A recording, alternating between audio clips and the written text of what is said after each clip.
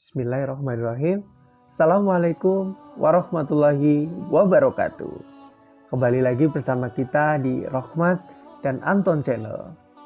Di sini saya akan menceritakan sebuah kisah-kisah Nabi yang sebelumnya sudah saya ceritakan, kisah dari Nabi Musa dan Nabi Harun alaihissalam. Dan untuk saat ini saya akan menceritakan kisah perjalanan hidup dari Nabi Daud alaihissalam. Akan tetapi sebelum sahabat melanjutkan video ceritanya, jangan lupa sahabat tonton videonya sampai habis agar sahabat-sahabat semuanya tidak gagal paham dalam video ini. Dan jangan lupa sahabat untuk mengklik tombol like, komen, share, serta subscribe, dan tentunya nyalakan notifikasi loncengnya agar sahabat-sahabat semuanya tak ketinggalan updatean terbaru dari video kita. Dan agar kita lebih semangat lagi dalam berbagi wawasan serta berbagi ilmu pengetahuan untuk sahabat-sahabat semuanya. Oke, kita sambung ceritanya. Nabi Daud alaihissalam. Sepeninggalan Nabi Musa alaihissalam, kami Bani Israel tidak memiliki lagi seorang pemimpin. Hingga akhirnya pemuka-pemuka Bani Israel berkata kepada seorang nabi mereka, "Angkatlah kami seorang raja, supaya kami berperang di bawah pimpinannya, yang mengikuti di jalan Allah Subhanahu wa Ta'ala." Nabi mereka menjawab, "Mungkin sekali jika kamu nanti diwajibkan berperang, kamu tidak akan berperang." Lalu mereka pun menjawab, "Mengapa? Mengapa pula kami tidak mau berperang di jalan Allah Subhanahu wa Ta'ala? Padahal sesungguhnya kami telah diusir dari kampung halaman dan dari anak-anak kami. Padahal Allah lebih tahu bahwa kelak saat tatkala perang itu diwajibkan, mereka pun berpaling, kecuali beberapa orang saja di antara mereka, dan Allah Maha mengetahui orang-orang yang lalim."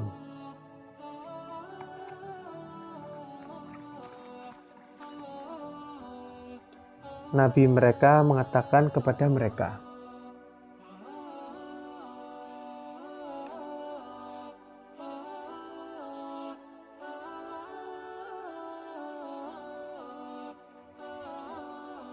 "Sesungguhnya Allah mengatakan Talut menjadi rajamu."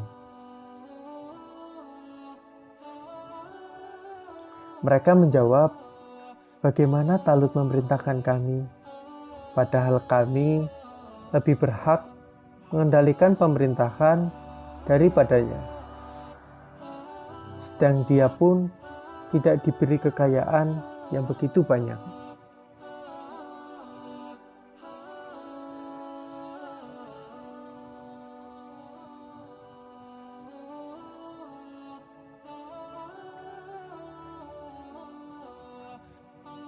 Ya, mereka kecewa karena Talut hanyalah orang biasa yang tidak memiliki harta kekayaan. Mereka menganggap Talut tidak pantas menjadi pemimpin atau raja mereka.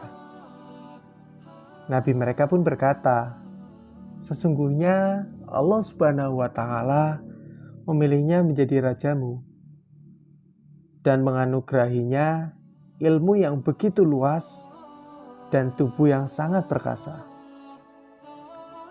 Allah memberikan permintaan kepada siapa yang dikehendakinya. Dan Allah Maha luas pemberiannya dan lagi Maha mengetahui."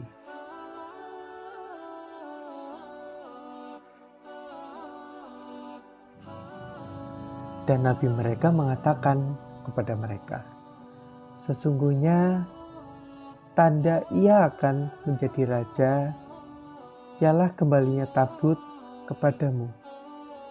Di dalamnya terdapat ketenangan dari Tuhanmu dan sisa peninggalan keluarga Musa serta keluarga Harun. Tabut itu dibawa oleh malaikat. Sesungguhnya pada mereka yang demikian itu terdapat tanda bagimu, jika kamu orang yang begitu beriman dan benar-benar beriman.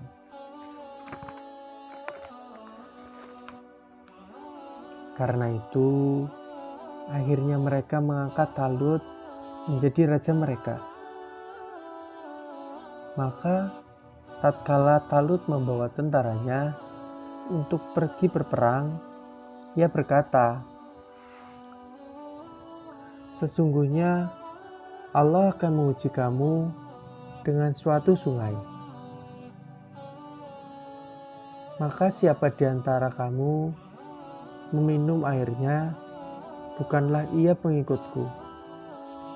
Dan barang siapa tiada meminumnya kecuali menciduk dengan seciduk tangan, maka ia adalah pengikutku."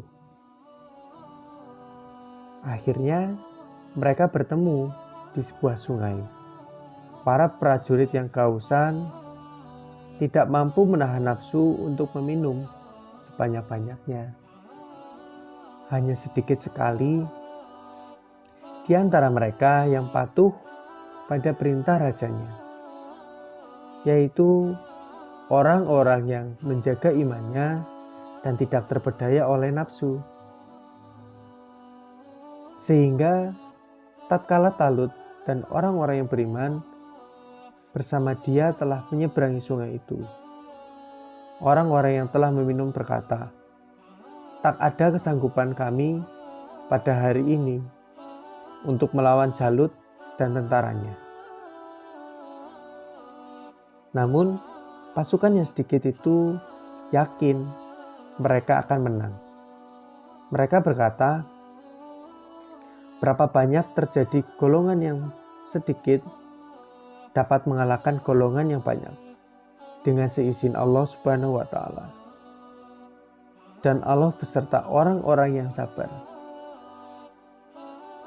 Tatkala mereka nampak oleh Jalut dan tentaranya, Talut dan tentaranya berdoa, "Ya Tuhan kami, ya Allah, tuangkanlah kesabaran atas diri kami, dan kokohkanlah pendirian kami, dan tolonglah kami terhadap orang-orang yang kafir."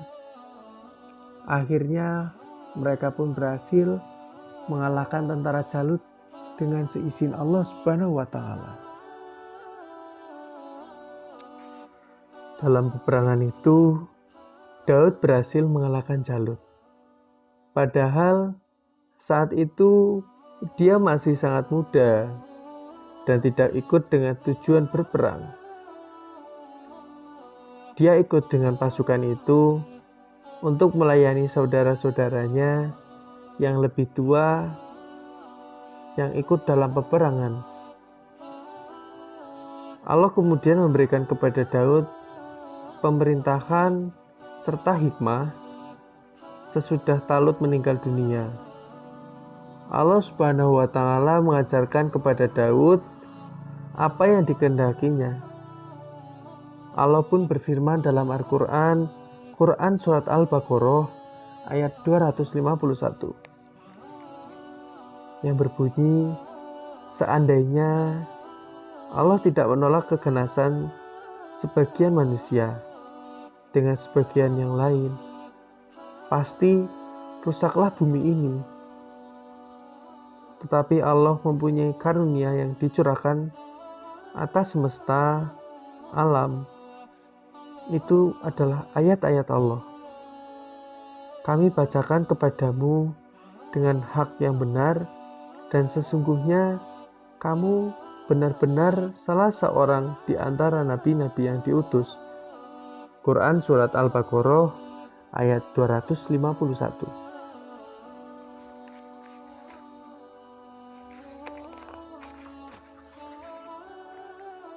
Selain menjadi raja Bani Israel, Daud juga diangkat Allah menjadi nabi serta rasul dengan kitab sucinya Zabur.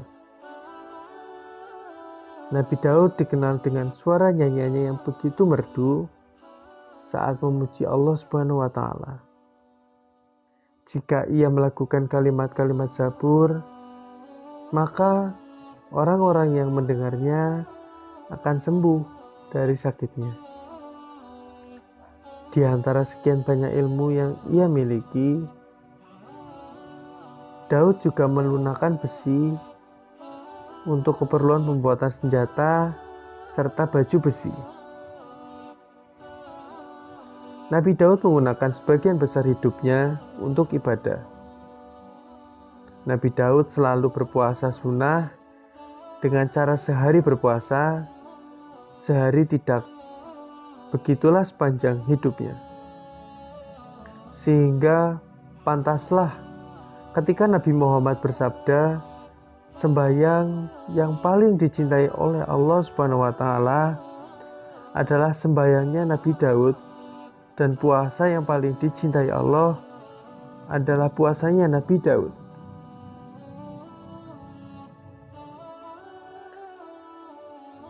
Nabi Daud alaihissalam merupakan salah satu nabi yang diutus Allah Subhanahu wa Ta'ala untuk Bani Israel. Nama Nabi Daud tercatat 16 kali dalam Al-Quran.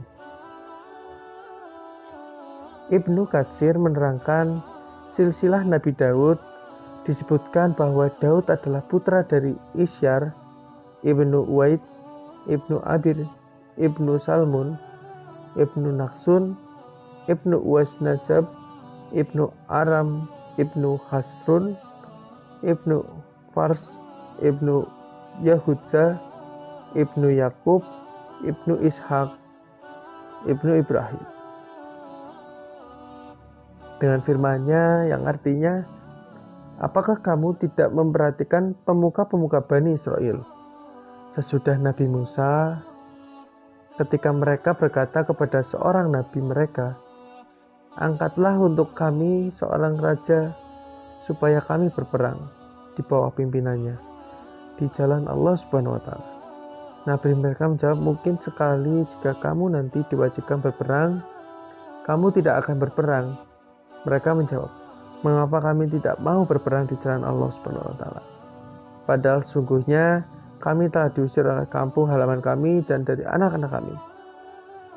Maka tatkala perang itu diwajibkan atas mereka, mereka pun berpaling, kecuali beberapa orang saja di antara mereka.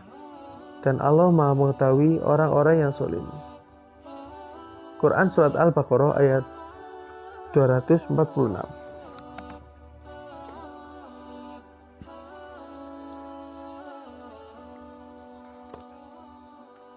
Adapun kemampuan Nabi Daud alaihissalam dapat berbicara dengan hewan.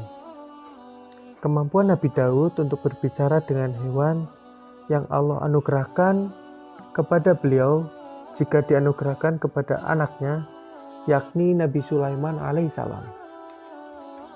Kemampuan Nabi Daud untuk mengertikan bahasa hewan bermula ketika beliau sedang melamun. Di tengah lamunannya, ia mendengar suara burung yang saling berbicara untuk satu sama lain. Semenjak saat itu, Allah berikan kepadanya anugerah berupa dapat berkomunikasi dengan hewan-hewan.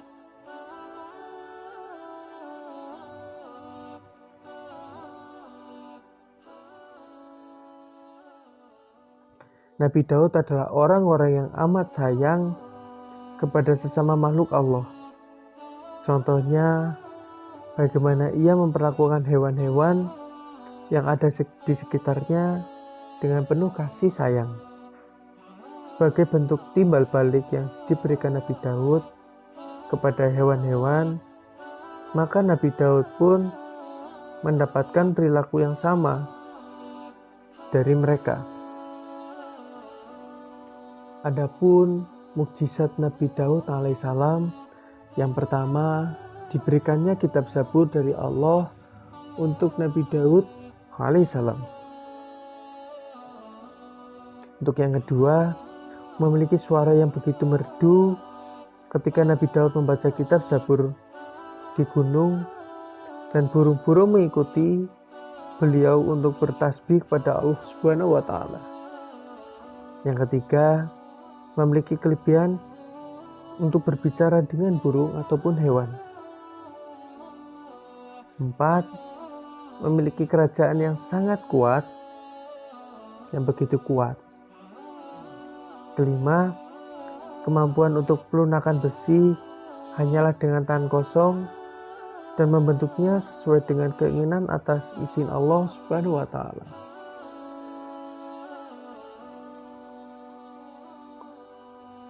Yang keenam, ilmu pengetahuan yang luas. Itulah yang terakhir. Nabi Daud mempunyai ilmu yang begitu luas yang membuat umatnya gampang mencerna ajaran-ajaran Nabi Daud yang tertuju ke Allah Subhanahu wa taala. Itulah kisah Nabi Daud alaihissalam yang mulia, dari perang Daud, puasa Daud, hingga mujizatnya. Nabi Daud dikabarkan meninggal dalam usia 100 tahun dan dimakamkan di Palestina. Orang yang kemudian menggantikan kedudukannya adalah putranya, yaitu Nabi Sulaiman alaihissalam. Mungkin itu saja yang dapat saya sampaikan.